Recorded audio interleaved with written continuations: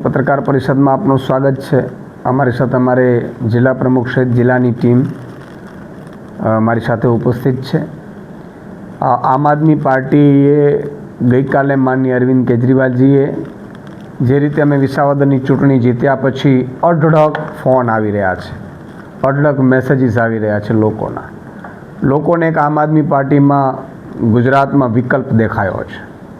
ભાજપથી લોકો ત્રસ્ત છે, ભાજપના ભ્રષ્ટાચારથી ત્રસ્ત છે, સરકારી કચેરીઓમાં ભ્રષ્ટાચારથી લોકો ત્રસ્ત છે, ખેડૂતો નારાજ છે ભાજપથી, મહિલાઓ મોંઘવારીથી પીડિત છે, તમામ શહેરી મધ્યમ વર્ગ છે એ મોંઘા શિક્ષણ, ખાડા, ગટર પાણીની વ્યવસ્થાઓથી ત્રસ્ત છે। લોકો બધા આમ આદમી પાર્ટીમાં જોડાવા માંગે છે અને એટલા માટે જ અમે આમ આદમી પાર્ટીએ લોન્ચ કરી છે સદસ્યતા ગુજરાત જોડો અભિયાન।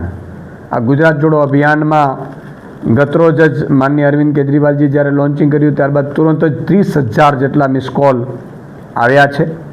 તો હું પણ આ દ્વારકા જિલ્લાના તમામ નાગરિકોને વિનંતી કરું છું કે તમે સરકારી સિસ્ટમથી નારાજ હો, તમારે ભાજપના નેતાઓના અત્યાચારથી નારાજ હો, તમે જે રીતે ભાજપ લૂંટ ચલાવે છે, ખેડૂતો પરેશાન છે, ભાવ નથી મળતા, ખેડૂતોને દવા, ખાતર, પાણી, બિયારણ સારું નથી મળતું, ખેડૂતો, મજૂરો, શ્રમિકો આ બધા પરેશાન છે। ચારે બાજુથી અહીંયા પોલીસ તંત્ર દ્વારા ઉઘરાણા કરી અને લોકોને હેલ્મેટ ને સીલબેન્ડના નામે પણ લૂંટવામાં આવે છે, કાગળિયાના નામે પણ લૂંટ ચલાવવામાં આવે છે। તો બધાને મારી વિનંતી છે કે વિસાવદરની જનતાએ સંકલ્પ લીધો તો ભાજપને હરાવી શક્યું। ભાજપે તમામ પ્રકારની જે સિસ્ટમ કહેવાય તંત્ર છે, દિલ્હીથી લઈ અને ગુજરાત સુધીના મંત્રીઓ, મુખ્યમંત્રીઓ, કેન્દ્રીય મંત્રીઓ ગામડે ગામડે રખડતા હતા, છતાંય વિસાવદરની જનતાએ નક્કી કર્યું ને ભાજપને ભારી બહુમતીથી હરાવી દીધું છે, ભારી બહુમતીથી। અને એટલા માટે હું કહું છું કે વિસાવદરની જનતાએ નક્કી કર્યું ને હરાવી શકાય છે ભાજપને જો આપણે સૌ એક થઈએ તો। દ્વારકા જિલ્લાની પણ મારી વિનંતી છે, દ્વારકા જિલ્લાના નાગરિકોને પણ મારી વિનંતી છે કે આવો 9512040404 બધા લોકો મને મળી શકતા હોય, મારી ટીમને મળી શકતા હોય, ના મળી શકતા હોય તો પણ તમે આમાં મિસ કોલ મારજો, આમ આદમી પાર્ટીમાં જોડાજો। આમ આદમી પાર્ટીમાં તમે આ નંબર ઉપર મિસ કોલ મારશો 9512040404 ઉપર એટલે તુરંત જ તમને એક મેસેજમાં લિંક આવશે જેમાં વોટ્સઅપ ગ્રુપમાં પણ તમે જોઈન્ટ કરી શકો છો અને આમ આદમી પાર્ટીની તમામ જે ટીમો છે આગામી સમયમાં આપનો સંપર્ક કરશે અને આમ આદમી પાર્ટીની જે આ લડાઈ છે ભ્રષ્ટ ભાજપની સામે એમાં એક મજબૂતાઈથી આપણે સાથે મળીને લડાઈ જીતી શકીશું। એટલા માટે મારી વિનંતી છે બધાને, તાલુકામાં, જિલ્લામાં, નગરપાલિકાઓમાં જે નાગરિકો, વેપારીઓ હોય, ખેડૂતો હોય, મજૂરો હોય, શ્રમિકો હોય, ગરીબો હોય, વંચિતો હોય, બધાને મારી વિનંતી છે કે આવો સાથે મળીને આપણે લડત ચલાવીએ। કોઈથી ડરવાની જરૂર નથી, કોઈ ભાજપવાળાથી ડરવાની જરૂર નથી। આપણે સૌ સાથે મળી અને આ અહંકારી શાસનને હટાવીએ અને એના ભાગરૂપે વિસાવદરની જે જીત થઈ છે એના ભાગરૂપે આવતીકાલે ખંભાળિયામાં, જામનગર, પોરબંદર અને ખંભાળિયાના અમારા કાર્યકર્તાઓ અને આગેવાનો, સામાજિક આગેવાનો અને લોકો દ્વારા એક વિજય સંદેશ યાત્રાનું આયોજન કરવામાં આવ્યું છે જેમાં મહારાણા પ્રતાપના પ્રતિમાથી રેલી નીકળશે, રેલી સ્વરૂપે જોધપુરના નાકા સુધી જશે અને ત્યારબાદ સભાઓ સંબોધશે। માનનીય ગોપાલ ઇટાલિયાજી જે જીત્યા છે એમનું સન્માન કરવામાં આવશે।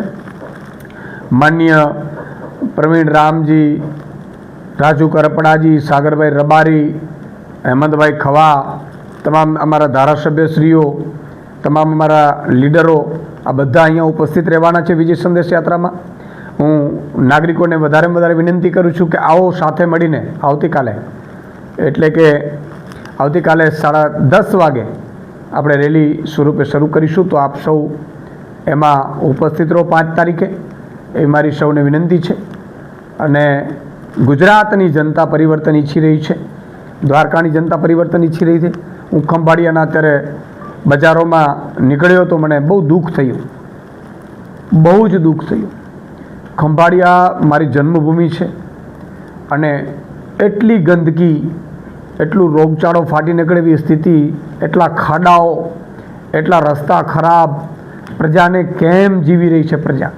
મને પોતાને દુઃખ થાય છે કે મારા ખંભાળિયાના આવા હાલ થઈ ગયા છે. કોશિશ કરીશું કે સાથે મળીને આ ખંભાળિયાને સુંદર બનાવીએ, સુદૃઢ બનાવીએ. વચ્ચે પણ હોસ્પિટલનો એક સમસ્યા આવી હતી, આપને ખબર હશે. હોસ્પિટલમાં પણ જે રીતે ડૉક્ટરોની કમીના કારણે લોકો પીડાઈ રહ્યા છે, તો મારી આપ સૌને વિનંતી છે કે આ સુધારી શકાય એમ છે.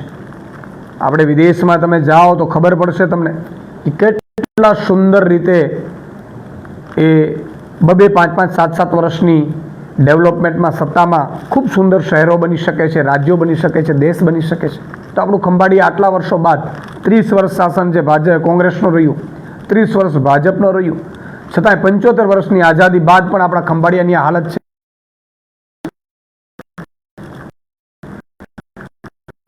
આપણા સૌ માટે દ્વારકા એમના સન્માન ઉપર ગા છે. આપણા મહેમાનો અહીંયા આવે, કદાચ દેશ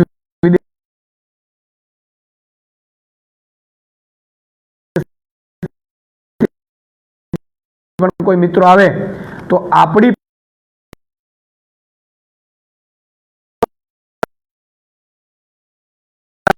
આબરૂ લઈ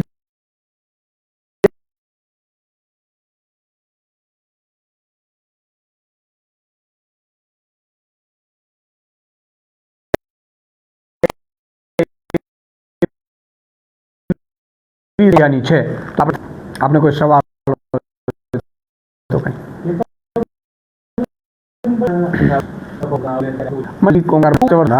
લગ્નના ઘોડા તમે જુદા ક્યારે કરશો?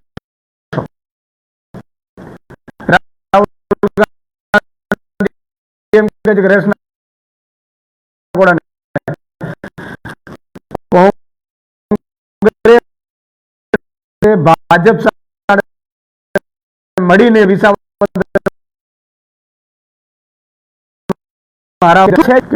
પરિણામ છે ગુજરાતમાં 30 વર્ષથી ભાજપ બેફાનપણે લૂંટે છે. કોંગ્રેસના નેતાઓ ધંધાઓમાં રસ છે, એને ધંધાઓ કરવા છે, જે ધંધાઓ કરે છે. અને તમે જુઓ કે કોંગ્રેસ 6 ધારાસભ્ય પોતાના ગયા, એમાંથી એક પણ જીતી ન શકી. આમ આદમી પાર્ટી 1.5 વર્ષ સુધી ભાજપે ચૂંટણી ના લાવી અને ભાજપે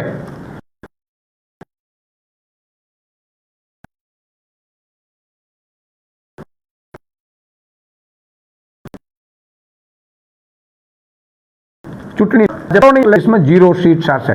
આ મારી ભવિષ્યવાણી છે. હું કોઈ ભવિષ્ય વેતા નથી, પણ પોલિટિકલ એનાલિસ્ટ તરીકે જોઉં છું. દિલ્હીમાં તમે જોઈ લો કોંગ્રેસની હાલ, તમે પશ્ચિમ બંગાળમાં જોઈ લો, તમે ઉત્તર પ્રદેશમાં જોઈ લો, જ્યાં કોંગ્રેસ પતી અને જે નવી પાર્ટી આવી છે એ નવી પાર્ટી સત્તા મેળવી છે. એટલે અહીંયા કોંગ્રેસના કાર્યકર્તાઓને પણ, હોદ્દેદારોને પણ મારી વિનંતી છે કે મહેરબાની કરીને તમે વિસાવદરમાં જોયું હશે કોંગ્રેસે કેવી ચાલ કરી હતી ભાજપના ઇશારે, તમે તમારા દિલ ઉપર હાથ રાખીને. એટલે દ્વારકાના પણ તમામ કોંગ્રેસના લીડરો અને કોંગ્રેસના કાર્યકર્તાઓને મારે હાથ જોડી વિનંતી છે કે તમને હરાવી શકીએ. ભાજપને હટાવી છે, ભાજપના અજગર જેવા બરડામાંથી લોકોને છોડાવવા છે તો છોડો કોંગ્રેસ, આવો આમ આદમી પાર્ટી સાથે, ઈશુદાનભાઈ સાથે જોડાઓ. આપણે ભાજપને કાઢીશું અને ગુજરાતમાં આમ જનતાની, આમ લોકોની, ખેડૂતોની સરકાર લાવીશું. કૃષિ મંત્રી વારે વખતે એવું કહે છે કે ગુજરાતમાં ખાતરની અછત નથી, પણ દ્વારકા જિલ્લામાં જ્યારે ખેડૂતોને ખાતરની જરૂર હોય ત્યારે ખાતરની અછત ઊભી થાય છે. અને ખાસ કરીને WTO માં જે આંતરરાષ્ટ્રીય કરારો કહેવાય એમાં એણે સાઇન કરેલી છે ને એના કારણે એમને સબસિડી બંધ કરવી છે ખેડૂતોની, ખાતરોની.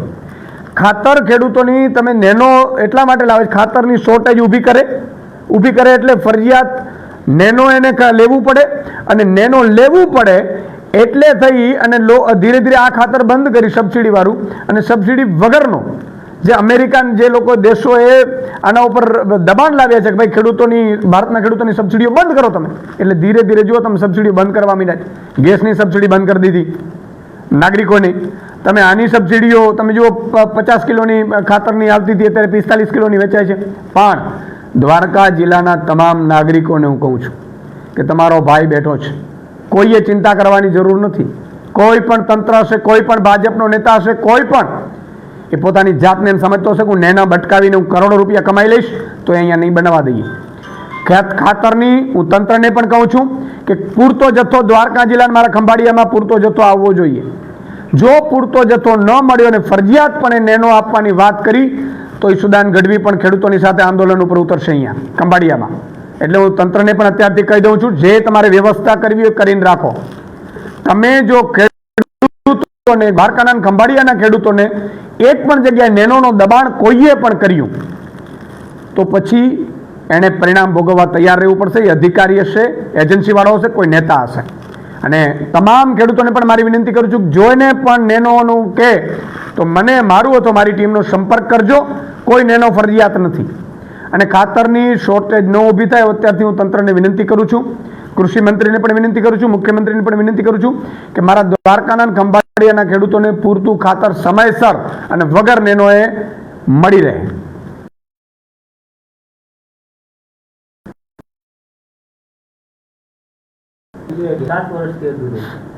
બિલકુલ. જો આ આગામી સમયમાં મારી, કારણ કે હું વંગડી ડેમથી હું પણ પીડિત છું. જ્યારે કેશુબાપાની સરકાર ગઢકી ડેમ અને વંગડી ડેમ સહિત કેટલાક ડેમો બનાવવાની તૈયારી કરી લીધી હતી.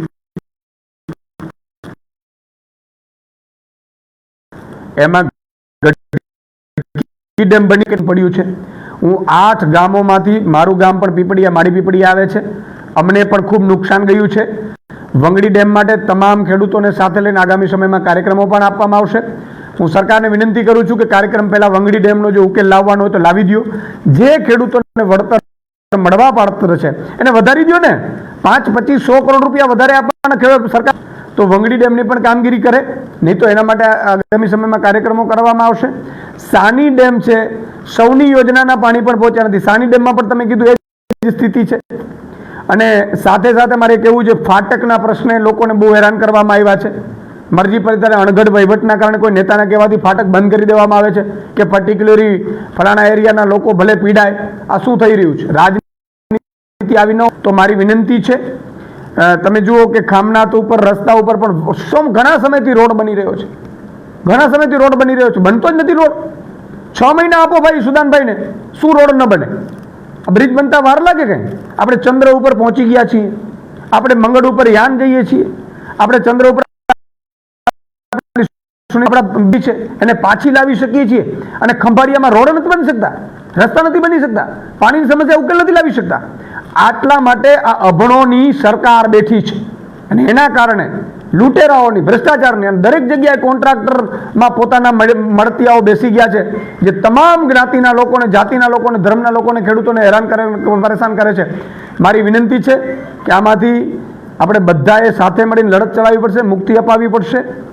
સાની ડેમનો પણ વ્યવસ્થિત રીતે પણ કરવામાં આવે. અને ત્યાં સાનીનો પણ દ્વારકામાં તમે જુઓ કેટલા સમયથી કામગીરી ચાલી રહી છે. ડેમની કેટલા વર્ષથી કામગીરી ચાલી રહી છે. મેં 2 વાર તો વિઝિટ કરી છે. અને દર વખતે એમ કરો કે આવતા વર્ષે થઈ જશે, એ પણ કામ થતું નથી. એના કારણે ઘણા ખેડૂતોને નુકસાન જાય છે.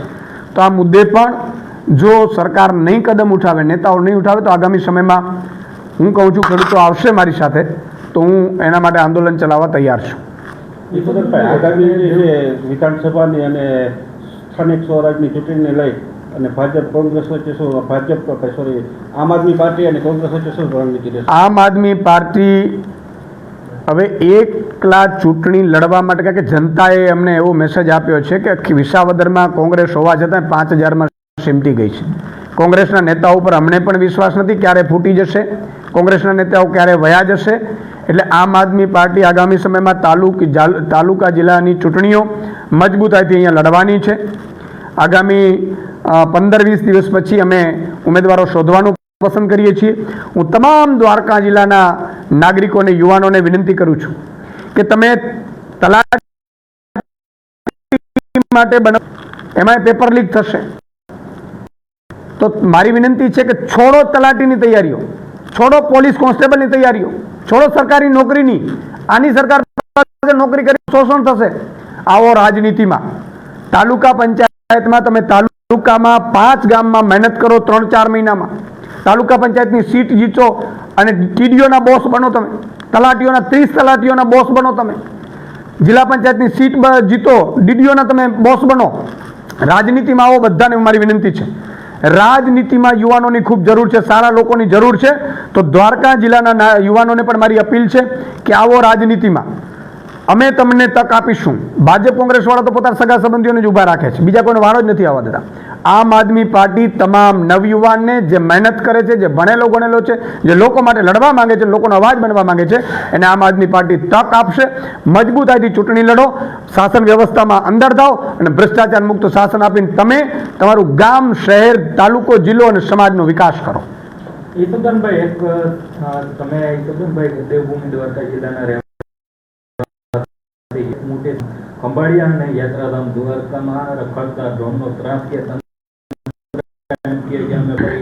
પણ તેમ છતાં એમનું સર્વે ચાલે છે. બિલકુલ, આ રખડતા ઢોરનો પ્રશ્ન ખૂબ છે. એમાં એક અમારા સંબંધી નવયુવાનનું મૃત્યુ પણ થયું છે. આપણે જોયું હશે આખલાએ જ્યારે એમને પાડીનું મૃત્યુ થયું. એવા કેટલાય લોકોના મૃત્યુ થાય છે. રખડતા ઢોરની સમસ્યા હું ભાજપને ચેલેન્જ આપું છું કે 15 દિવસમાં ઈસુદાન ગઢવી આ રખડતા ઢોરની સમસ્યા ઉકેલ લાવી શકે એમ છે. તો તમે કેમ નથી લાવી શકતા? અને ન આવડતું હોય તો હું તમને પ્રોજેક્ટ આપું. 15 દિવસમાં એક પણ રખડતો ઢોર નથી. હું અત્યારે ખંભાળિયાની બજારમાં ફરી રહ્યો, તમે કીધું દુઃખ થાય છે મને. તમે યાર એક પાંજરાપોળ વ્યવસ્થિત નથી બનાવી શકતા, તમે એના માટે ફંડ ન આપી શકો. તમે 4 લાખ કરોડનું ગુજરાત સરકાર પાસે બજેટ છે, 4 લાખ કરોડનું. ખંભાળિયાના લોકો કેટલું ટેક્સ આપે છે તમે જુઓ. એક પેટ્રોલ લીટર આપણે ભરાવી છે, 50 રૂપિયા આપણે ટેક્સ ચૂકવીએ છીએ. એક ગામ 2-3 લાખ રૂપિયા મહિને ટેક્સ ચૂકવે છે સરકારને, અને એને મળે છે શું ફેસિલિટીમાં? આખલાઓ, ખાડાઓ. આ શું થઈ રહ્યું છે? એટલે મારી વિનંતી છે તંત્રને પણ કે તમારી પાસે સત્તા છે, 2.5 વર્ષ છે હજી, તમે આ કરીને બતાવો.